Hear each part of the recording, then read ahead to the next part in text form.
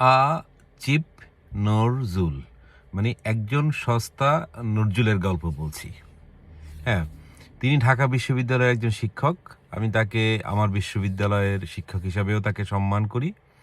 কিন্তু স্যার, আপনার আসলে অবসরে যাওয়া উচিত।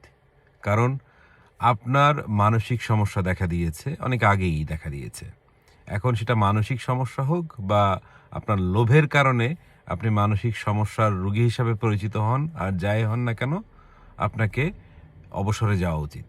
এই জন্য দেখেন স্যার, আপনি একে একে মিথ্যা বলছেন তো বলছেন, এমনভাবে মিথ্যা বলছেন যেটা মিথ্যাগুলো আপনার ব্যক্তিগত জীবনে সুন্দরী বউ চলে গেলে কোনো সমস্যা নেই, কিন্তু আমাদের বাংলাদেশের জীবনে যদি কোনো দুর্বিষহ নেমে আসে সেটা অবশ্যই অমঙ্গল।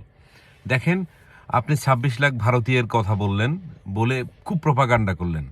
ক্ষমতায় এলেন হায়াল্লা খালেদ, আপনি একজন ভারতীয় খুঁজে বের করতে পারলেন না যারা অবৈধ, বা আপনি একজনকে এক্সপেল করতে পারলেন না বাংলাদেশ থেকে।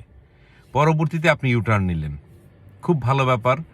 আপনি এত বড় একটা মিথ্যা বলেছেন, তার জন্য আপনি এতটুকু অনুশোচনা করলেন না যে না, আমি এটা ভুল বলেছি, আমি ক্ষমা চাচ্ছি, আমার আসলে বলা ঠিক হয়নি। কিন্তু আপনি সেটা কি বলে যে সাফাই গাওয়ার চেষ্টা করলেন, কেন বলেছেন, কিসের জন্য বলেছেন। বেশ ভালো কথা। আপনি এরপরে দায়িত্ব নিলেন সরকারের। আপনি বলেছিলেন, আল্লাহ যদি কোনোদিন আমি চান্স পাই, আমি জীবন যৌবন সবকিছু দিব। আপনি কি করলেন? আইন মন্ত্রণালয়ে ঢুকে প্রথমে তাজুলকে আপনি তাজুলের পাঠ দিলেন, একজন আইসিটির প্রসিকিউটর বানালেন, যে হচ্ছিল সাবেক একজন আসামি পক্ষের আইনজীবী আইসিটির। আপনারা তখনই বুঝে ফেলেছি যে আপনি কি করবেন।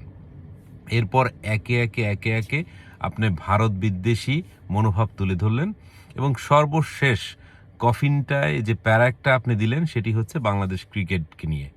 দেখেন, আপনি ২ দিন আগে বা ৫ দিন আগে প্রথমেই একটা স্ট্যাটাস দিয়েছিলেন যে গোলামির দিন শেষ। আপনার মতো জায়গা থেকে এই স্ট্যাটাস যায় না স্যার। ইটস এ কূটনীতিক সম্পর্ক, একটা আন্তর্জাতিক সম্পর্ক। সেখানে আপনি জামাতের প্রোপাগান্ডা, জামাতের এজেন্ডা বাস্তবায়ন করছেন। তারপরে কি করলেন?